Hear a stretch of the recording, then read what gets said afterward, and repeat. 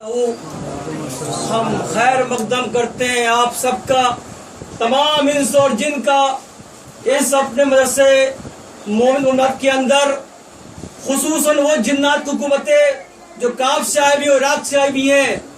اعوذ باللہ من الشیطان الرجیم، بسم اللہ الرحمن الرحیم۔ شروع کرتا ہوں اس خداوند قدوس کا نام لے کر جو مالک ہے زمین اور آسمان کا، زندوں اور مردوں کا اور پہاڑوں کا۔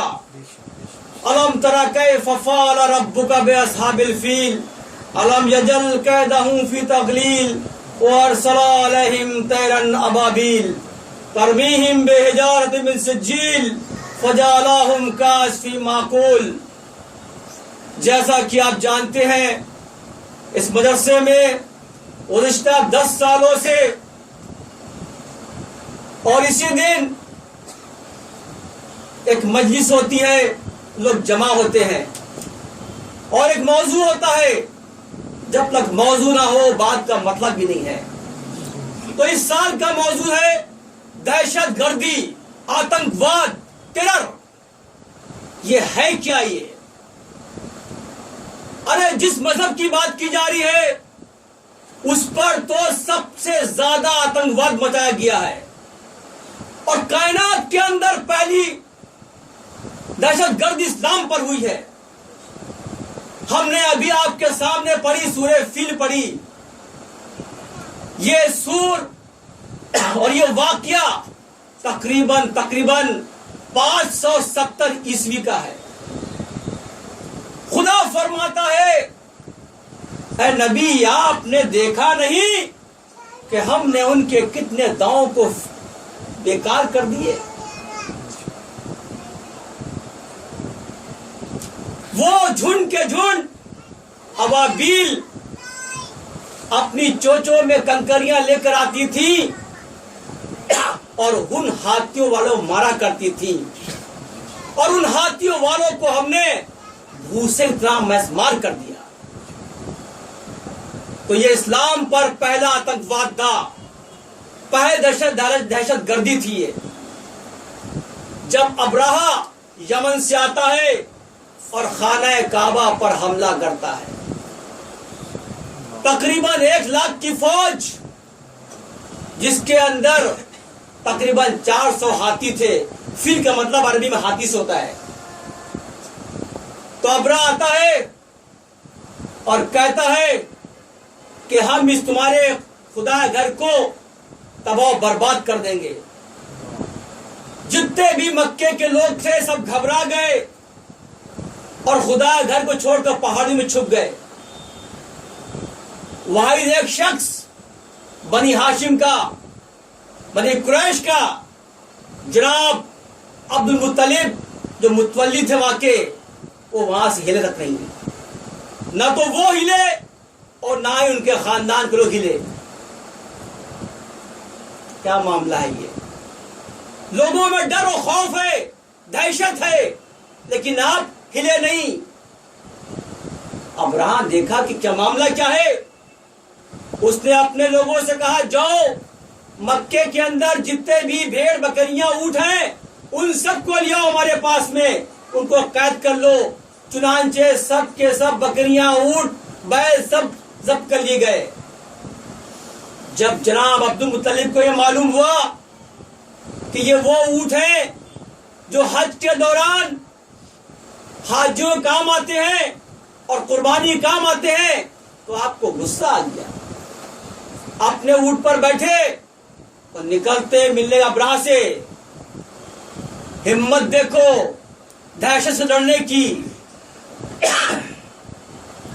چنانچہ جیسے ابراہ کو معلوم پڑا کہ جناب مطلب نکل چکے ہیں، اس نے ہاتھی والوں سے کہا کہ جیسے عبد المطلب گزریں گے اپنے ہاتھیوں سے کہنا کہ ان پر حملہ کر دیں۔ دونوں بازو میں ہاتھی اور اس پہ حسن محبت ہاتھی سوار اپنے گج لے کے بیٹھ گئے۔ دیکھا جناب مطلب چلے آ رہے ہیں، اور جیسے ہی ہاتھیوں کے بیچ میں آئے تو محاوت وہ گرج مارتا ہے کہ حملہ کر، تو ایک بھی ہاتھی حملہ نہیں کرتا ہے، بلکہ دیکھا کیا کہ وہ ہاتھی سجدہ کر رہے ہیں. یعنی ہاتھی جانتے تھے کہ اس میں صلب محمدی موجود ہے. ابرہہ یہ دیکھ رہا تھا, اس کو خوف طاری ہو گیا, گھبرا گیا, اس کی ہمت نہیں ہوئی.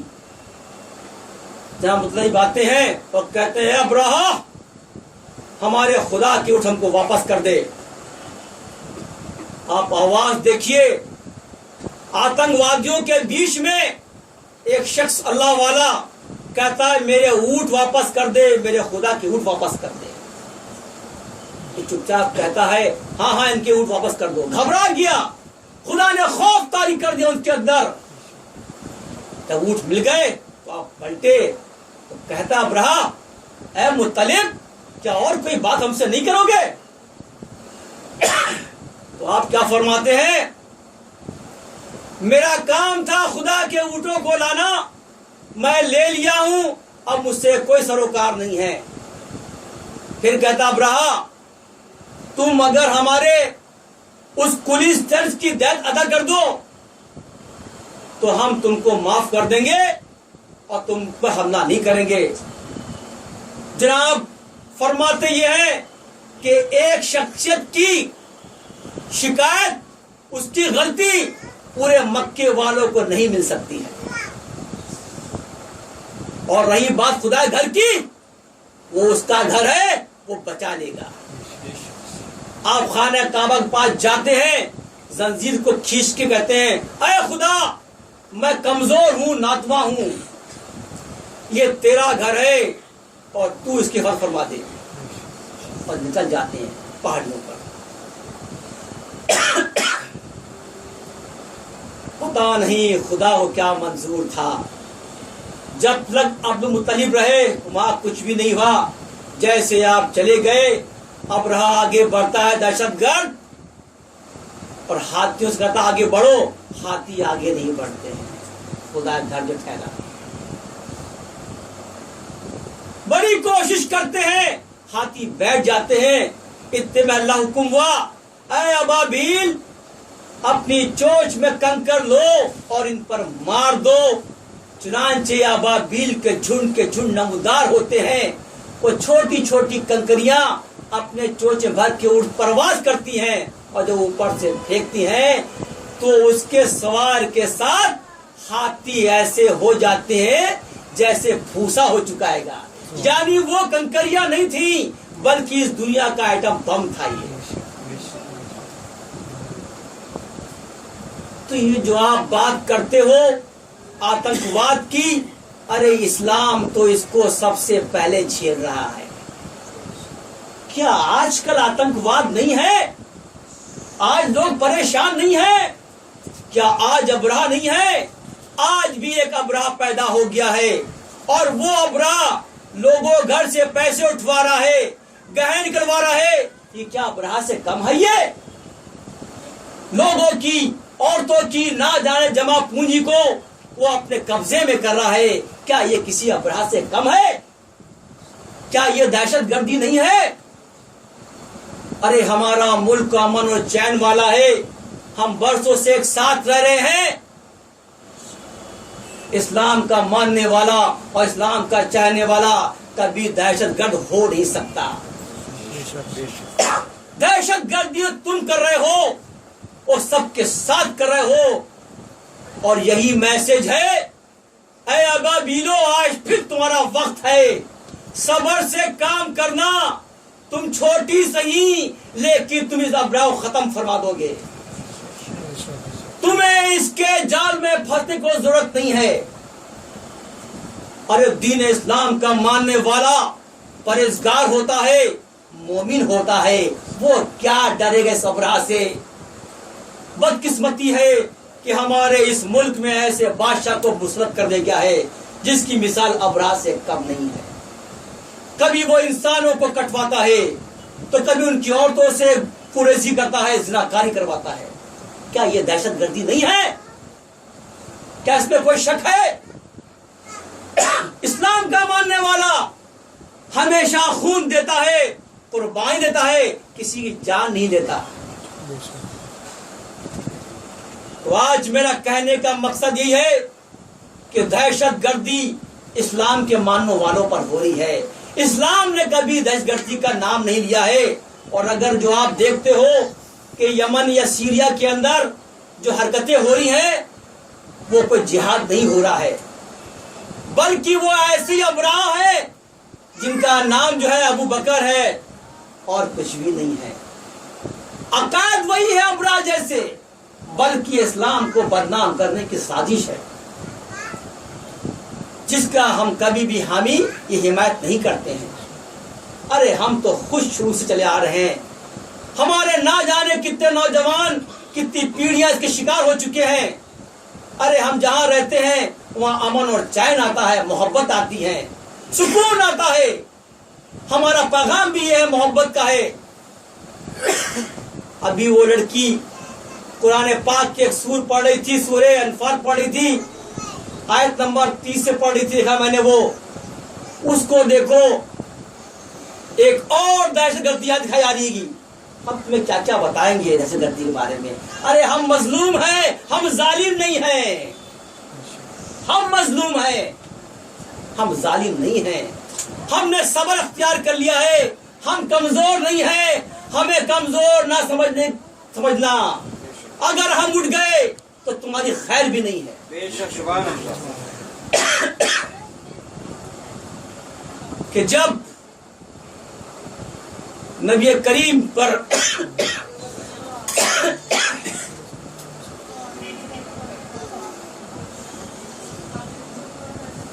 دہشت گرد سمجھ گئے کہ اب محمد کو سمجھانا ممکن نہیں ہے، تو اسی خانہ کعبہ کے اندر قریش کے اندر 40 قبیلے ایک ساتھ اکٹھا ہو گئے، یعنی 40 آتنکوادی اکٹھا ہو گئے اور ایک بہت بڑی میٹنگ کری.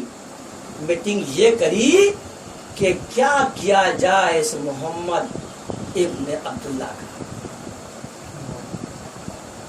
تو کسی نے کہا کہ ان کو شہر سے نکال دو، یعنی شہر بدر کر دو. تو ایک نے کہا اگر یہ شہر بدر کر دی جائیں گے، اس میں وہ کشش ہے، وہ جادو ہے، یہ جس شہر میں جائے گا اس کی فوج بن جائے گی، یہ غلطی نہیں کرنا. ایک اور اٹھے سردار، کہنے لگے ان کو قید کر دو.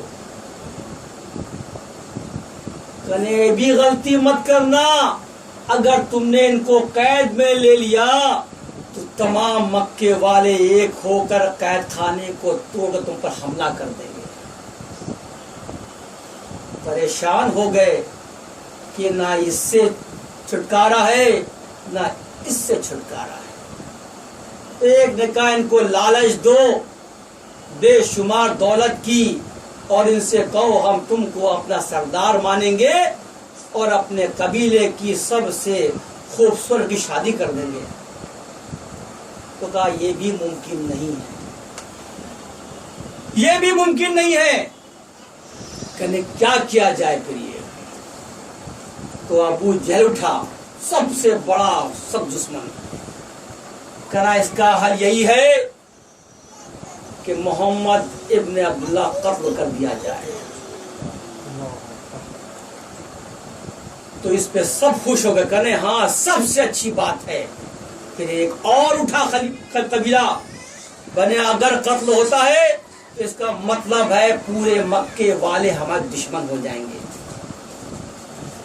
تو یہ کہتا ہے 40 قبیلے ایک ہیں، جنگ کرنا آسان نہیں ہے.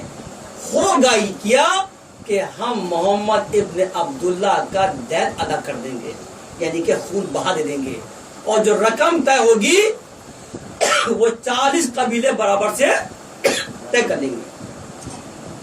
بولے سب سے اچھی تجویز یہی ہے گی، اس کو مان لو. سارے آتنکوادی طے کر لیا. 40 تلوار والے اکٹھا ہو گئے کہ آج کی شب کھیل لو ان کے گھر کو اور قتل کر دیا جائے. خدا سب دیکھ رہا تھا. خدا نے حکم کر دیا اے نبی آپ ہجرت کر جائیے۔ چنانچہ نبی وہاں سے ہجرت کر جاتے ہیں اور اللہ فرماتا ہے جبرائیل تم نے دیکھا ہم نے ان کی آنکھوں میں مٹی ڈال دی ہے۔ جب نبی نکلے وہاں سے تو کوئی قبر کو دیکھ ہی نہیں پایا، اور یہ تاریخ تھی 625 عیسوی 2 ربیع اول، اور آپ یہاں سے نکل کر کے 12 ربیع اول 625 کو مدینہ پہنچ جاتے ہیں۔ لیکن یہ آتنکوادی مانتے نہیں ہیں۔ میں نے کہا کہ اسلام وہ مذہب ہے جس نے بہت سہا ہے، اتنی تکلیفیں دی گئی ہیں۔ جب میں بات کر رہا ہوں تو قرآن سے بات کر رہا ہوں اپنی۔ تو جب نبی نکل گئے تو ابو سفیان کو بہت تکلیف ہوئی، بولے کیسے ہمارے جال سے نکل گئی ہے۔ پھر اس نے مکاری کری اور 3000 کا لشکر اکٹھا کر لیا۔ اس کے اندر 700 اونٹ تھے، 600 ذرائیں تھیں اور 50,000 تولہ سونا تھا کہ ہم محمد ابن عبداللہ کو چھوڑیں گے نہیں۔ نبی کو خبر لگی کہ ابو سفیان سردار مکہ جو ہے حملہ کرنے آ رہا ہے۔ آپ نے مشورہ کر لیا صحابیوں سے، تو لیکن یہاں نہ اتفاقی تھی۔ کچھ صحابہ چاہتے تھے کہ ہم جا کے حملہ کر دیں، کچھ کہتے تھے ان کا انتظار کرو۔ تمام مسائلوں کے بعد میں طے یہ ہوا کہ یہ جنگ جو ہے جنگ احد نام کے پہاڑ بڑھی جائے گی۔ آپ اکٹھا ہو گئے۔ ایمان و تعداد کتنی 1000 تھی، کچھ 25 اونٹ تھے، چند ذرائیں تھیں، مال کچھ بھی نہیں تھا۔ ہمت دیکھیے، لیکن دل ادھورے تھے۔ صحابہ کہتے کہ یہ جنگ جیتنا ممکن نہیں ہے، کہاں 3000 کہاں 1000۔ جب لشکر چلتا ہے تو اس میں سے عبداللہ ابن عاص اپنے 300 لے کے ہٹ جاتا ہے کہ میں جنگ میں شریک نہیں ہوں گا۔ کتنے بچ گئے؟ 700 بچ گئے ان آتنک سے لڑنے کے لیے۔ ہمت دیکھیے، نبی جاتے ہیں اور اس درے کا معاہدہ کرتے ہیں اور کہتے ہیں اس پر 50 آدمی اکٹھا رہیں گے، اور دیکھو عبداللہ ابن قعب تم یہاں سے ہلنا نہیں، یہ درہ جو ہے سب سے خطرناک ہے، اور اگر تم نے یہاں سے ہلے تو سوچو تم جنگ ہار چکے ہو۔ اور تم کو کوئی یہ بھی کہہ دے کہ نعوذ باللہ نبی کی شہادت ہو گئی ہے تو بھی ایسے ہلنا نہیں۔ اتنی تاکید کر کے جنگ شروع ہوتی ہے۔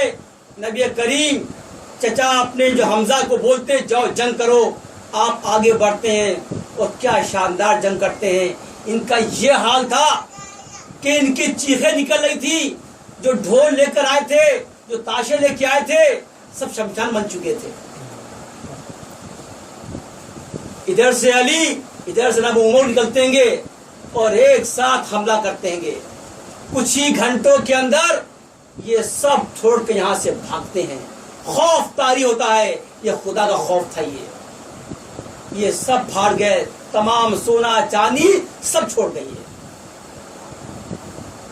تمام لوگوں نے سونا اکٹھا شروع کر دیا، یعنی مال غنیمت بانٹنی شروع کر دی۔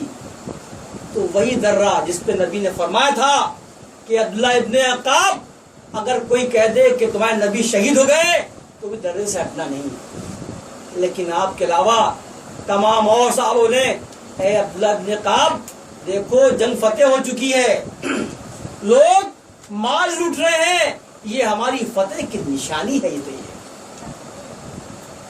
یہ ہمارے فتح کی نشانی ہے۔ تو فرماتے ہیں عبداللہ قعب نہیں، نبی کا تمہیں قول یاد نہیں ہے کہ اگر میری شہادت کی خبر بھی آ جائے تو یہاں سے ہلنا نہیں۔ لیکن لالچ بہت بری ہوتی ہے، کہ تم ٹھہرو میں چلا۔ جیسے یہ نکلتے ہیں، عبداللہ ابن قعب اور 2 اور صحابہ تھے، وہ ٹکے رہے، 3 تھے، یہ وہاں سے گئے لٹنے کے لیے اور واپس ابو سفیان اسی درے سے حملہ کر دیا۔ یعنی یہ درہ یہ تھا کہ جیسے کہ دشمن کی پیٹھ پر بیٹھ جاؤ۔ جو جیتی ہوئی جنگ احد تھی واپس ہم ہار گئے۔ اور یہ حال تھا کہ اتنی مٹی اڑتی تھی کہ اسلام کے چاہنے والے اور ماننے والے اس دھول کے اندر کہ یہ دشمن ہے کہ اپنا اس کو کاٹ رہے تھے یہ. اور اتنے میں خبر یہ آئی کہ نبی شہید ہو گئے. جیسے یہ خبر آئی کہ نبی شہید ہو گئے ہیں تو صحابوں نے کہا کہ اب ہم جی کے کیا کریں گے؟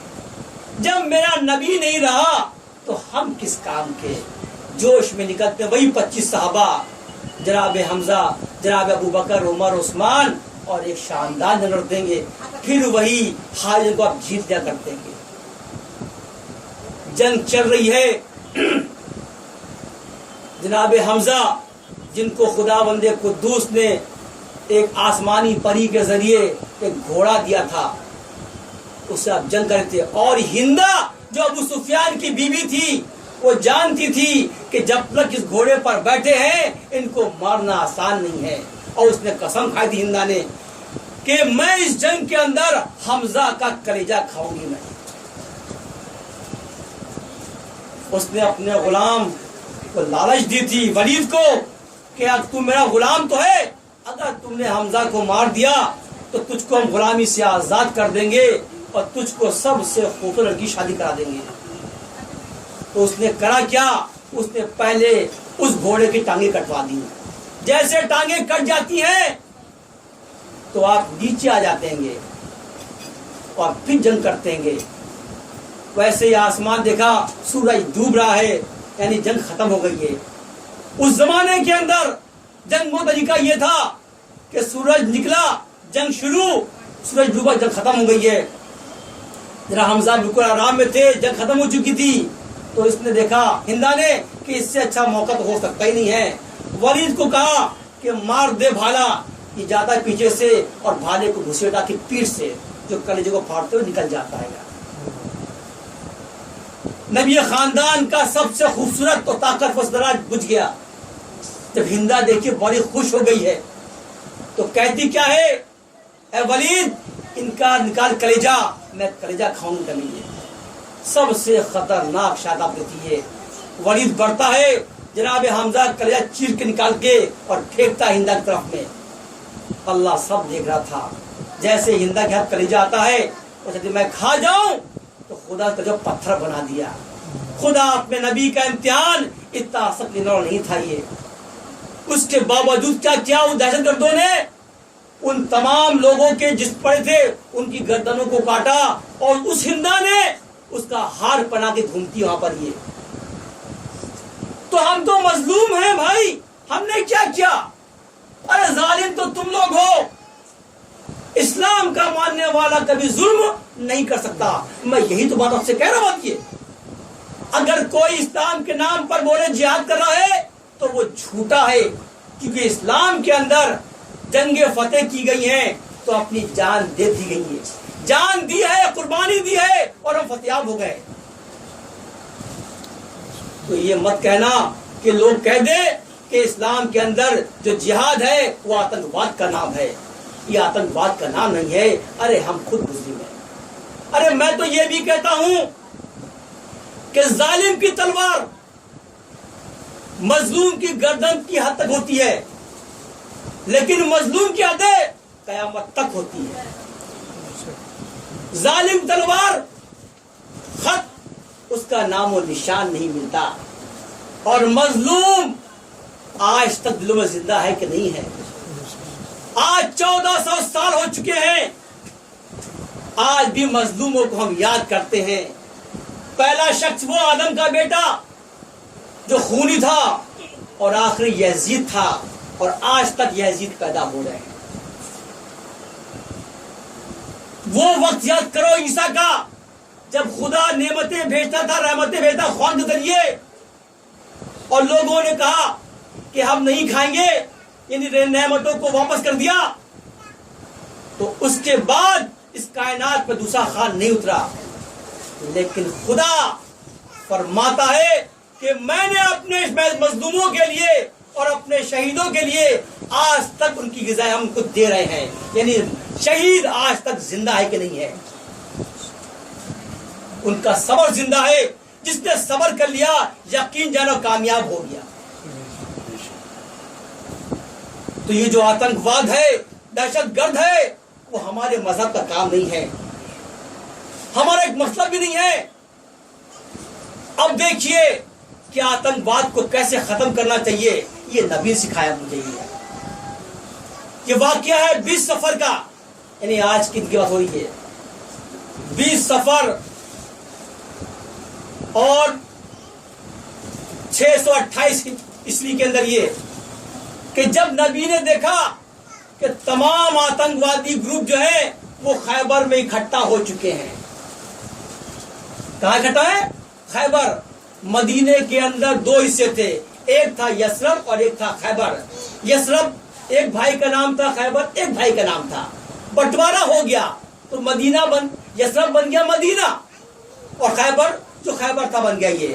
تو یہ سارے آتنکوادی گروپ ایک ایک کر کے مدینہ نکلے اور وہاں جمع ہو جائیں، نکلے وہاں پر جمع ہو جائے. جب نبی کو پوری خبر مل گئی کہ سارے آتنکوادی اکٹھا ہو چکے ہیں خیبر کے اندر، تو یہ 6 کلو کا ایک قلعہ تھا یہ، اور اس کے اندر کون تھا؟ مرحب تھا، انتر تھا، حارث تھا. نبی نے بات کر لی کہ قبل اس کے کہ وہ ہم پہ حملہ کرے آتنکوادی، صحابہ سے کہا کہ یہاں سے کوچ کرو اور صبح صبح وہاں پہنچ جاؤ. تقریباً 1600 کا لشکر آپ نے جمع کیا اور کہا کہ مجھے حکمت سے لڑنی پڑے گی. خیبر کے بعد میں غطفان تھا، غطفان اور خیبر نے ایک صلح ہوئی تھی کہ اگر کوئی تیسرا آتا یہاں پر تو ہم ساتھ دیں گے. نبی کو یہ بات معلوم تھی، تو آپ صبح صبح غطفان اور خیبر بیچ میں بیٹھ گئے. جگہ کا نام تھا رضیہ، اس لیے بیٹھے تاکہ غطفان کے لوگ خیبر کو مدد نہ کر پائیں. یہ طریقہ دکھایا جا رہا ہے آتنکوادیوں سے لڑنے کا. جب بیٹھ گئے صبح صبح دیکھا، گھبرا گئے، اتنی بڑی فوج، کسی کی ہمت نہیں ہوئی. غطفان کے لوگ بڑے چپ چاپ اپنے گھر میں گھس جاؤ. اور غطفان یقین جانا مالی حالات میں سب سے بہترین کھجورے اور سب سے بہترین میووں کا شہر تھا وہ. جب دیکھا کہ سارا کام ہو چکا ہے اور مرحب کو معلوم پڑا کہ ہم پہ حملہ کرنے آئے، تو اس نے اپنے قلعے کو بند کر لیا. خیبر ایک پہاڑی پر تھا، اگر کو جانا ہے تو ایک دروازہ کھلتا تھا، دروازہ کھل گیا تبھی فوج نکلے گی یا اندر جائے گی. دروازہ بند کر لیا. دروازے کا وزن اتنا بڑا تھا کہ 40 لوگ ایک ساتھ میں اس کو بند کرتے تو کھولتے تھے. کس طاقت نہیں تھی اکیلے آدمی کی. اتفاق اللہ کی مرضی کیا ہوتی ہے کہ نبی وہاں بیمار ہو گئے درد شقیقہ سے، اور 28 دن تک جنگ چلتی رہی. صحابہ اکرام جائیں، وہ اوپر بیٹھا پہاڑیوں پر، یہ نیچے تھے ڈھلان پر، یہ اپنے نشانے مار رہے ہیں، وہ اوپر سے مار رہا ہے، ان کے نشانے بہگ رہے ہیں، اس میں برابر لگ رہا ہے. سیدھی بات ہے. ان کی جہادیں جو ہیں محدود ہیں، یہ ہل رہے ہیں پہاڑی کے نیچے آ کر. لیکن ہمت نہیں ہاری.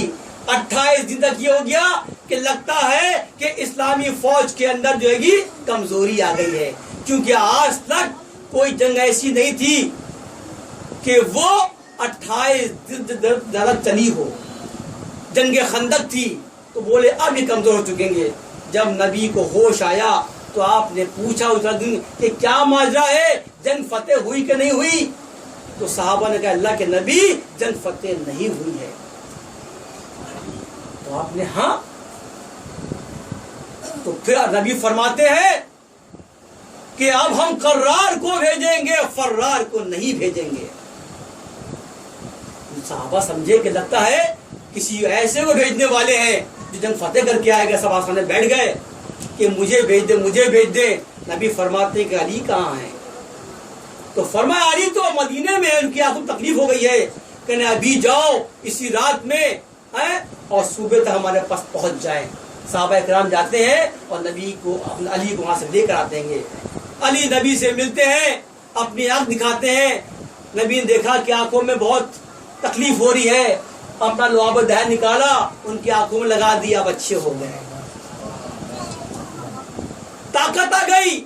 اور کہا لو یا علی یہ علم برداری میں تم کو سونپتا ہوں. اور 8 صحابہ دیے. کتنے؟ 8 دیے اتنی بڑی فوج کے لیے. علی نکلتے ہیں اور پہنچ جاتے ہیں خیبر کے اندر یہ 8 صحابہ کو لے کر.